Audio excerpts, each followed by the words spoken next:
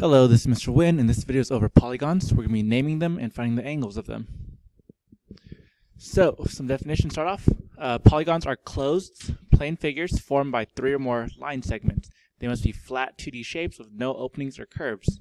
So, some example of polygons, the left one, all the sides are connected, there's no curves, it's 2D, that's good.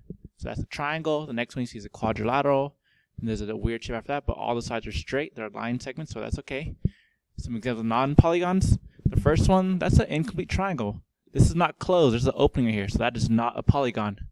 The next one is a circle, that's curved, there's no line segments, no straight lines, so that doesn't count. That's not a polygon. This third thing looks like a semicircle, half circle. Although one side's a line, this part here is curved. Again, you can't have any curves.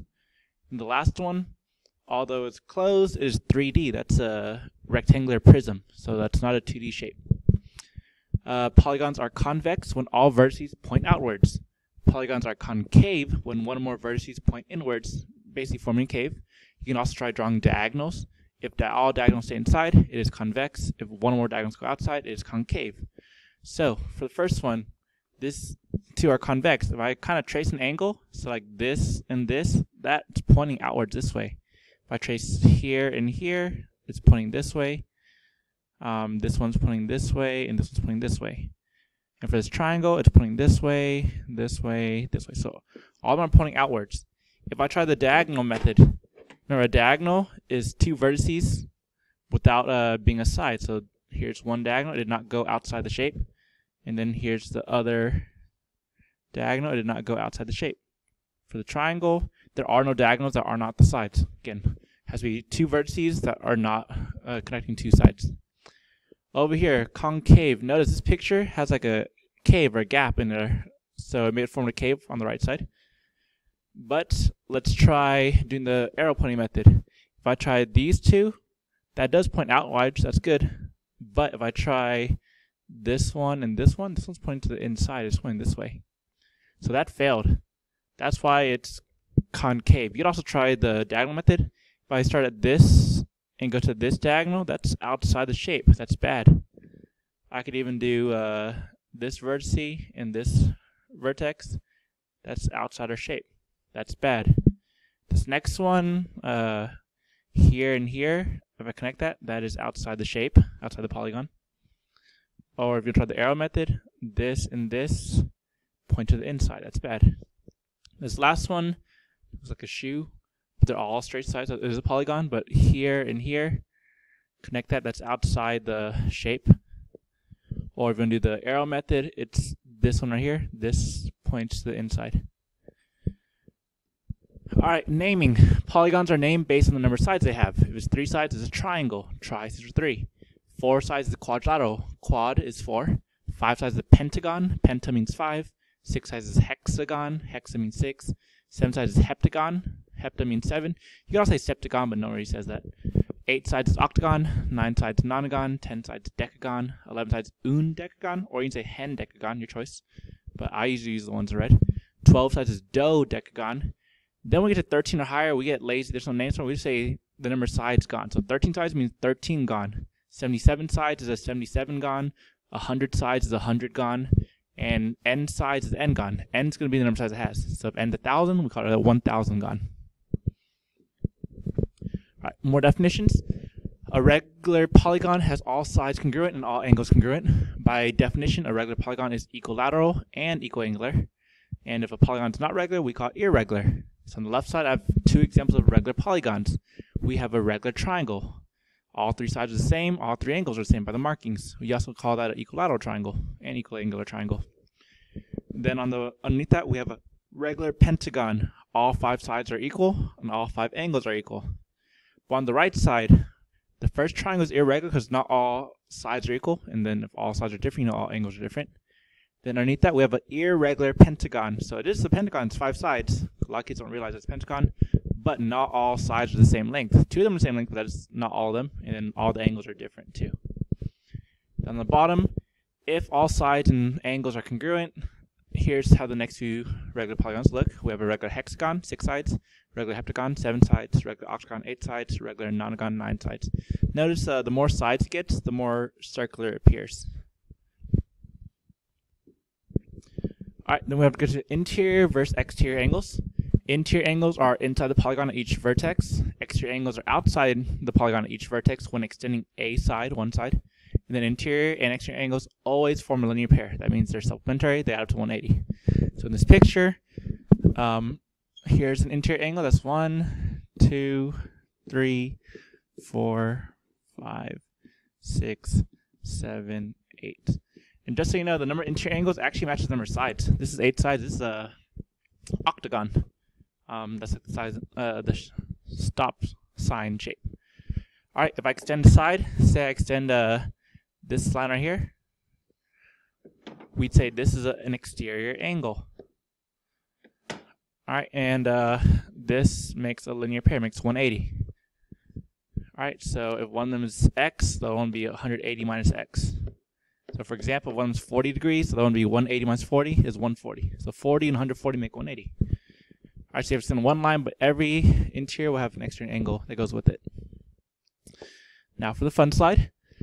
So we're going to have shapes. We're going to talk about how many sides they have, how many triangles they have after drawing all diagonals. We're going to tell how much the sum of the interior angles are, the measure of one interior angle, the sum of the exterior angles, and the measure of one exterior angle. All right, and remember, these are all regular shapes. So first we have a triangle. Hopefully you know that a triangle has 3 sides. And if I had drawn any diagonals, I can't draw any. Again, a diagonal has to be 2 vertices that goes through the shape. That's not a side. So there's really just one triangle. How much does it add up to? 180. That's triangle sum. What's one angle? If all 3 angles are the same, then you have to know that all 3 of these are 60s. And this is a regular triangle. So 60 degrees. How about the exteriors? Well, each of these has an exterior. So if I extend this, that's 120. I extend this, that's 120. I extend this, that's 120.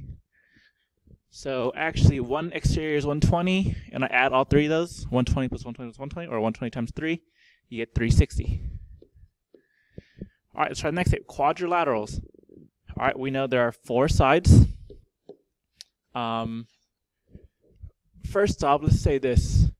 We know that there are 4 right angles, right? If it's regular, if all angles are the same. So you know all quadrilaterals actually have 360, and all of them are the same, they're 90. But it says how many triangles are there? If I draw any diagonals, start from one of them. So start from this point, draw all diagonals. I can't go to the right. I could go down here. And then I could go downwards, but that's just the side. But there's actually 2 triangles here. And technically, here's how I show this. This is actually 180, and this 180. Together they make 360. I showed you that before. All right. If all those sides are 90, well, what's the exterior angle? So if I extend this side, this is also 90.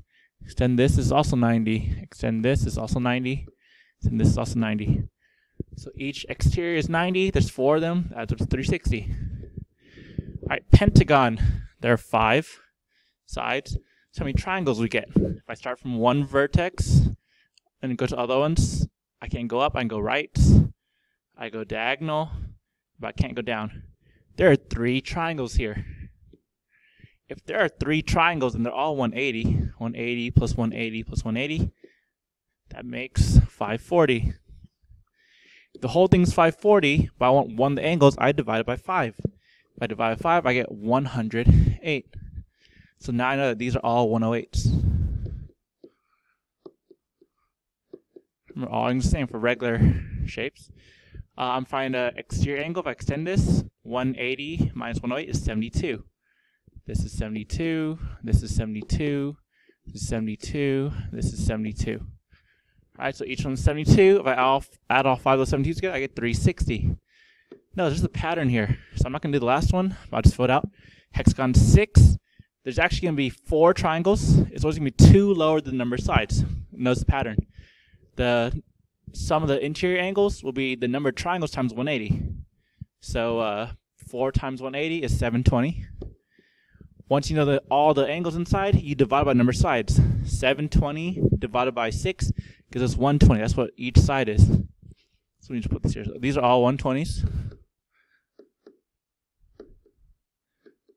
All right, that's for 720. And then actually for some exterior angle, it's always going to be 360 no matter what. And then instead of doing linear pair, because you could do that, you could actually do exterior angles, sum of exterior angles of 360 divided by number of sides. 360 divided 6 is a 60. That should be true because if I extend this, this is a 60-degree angle. Alright, so for n sides, there's going to n-gon, there's going to be n sides. How many triangles will that n-gon have? It'll be n sides minus 2, because there's always 2 less triangles than number of sides. How do you find the sum of the interior angles? It's going to be the number of triangles, like I said, n minus 2, times 180. Once you have all the angles, you have to find a single interior angle. You just get that number, the total, divided by the number of sides. Then the sum of exterior is always 360, and then one exterior angle would be 360 over n. Or you could do the linear pair. You could do 180 minus 1 interior, but I'm not going to write that. That's extra. All right, so you're going to use the following formulas on the top right to solve problems below. I'm going to recommend write the formula, fill it in, then solve for what's missing. All right, so first it says find the sum of the measures, so all measures of the interior angles of a convex 17-gon. Remember, if it doesn't say convex, we automatically assume convex. So sum of interior, we're going to use this first formula up here.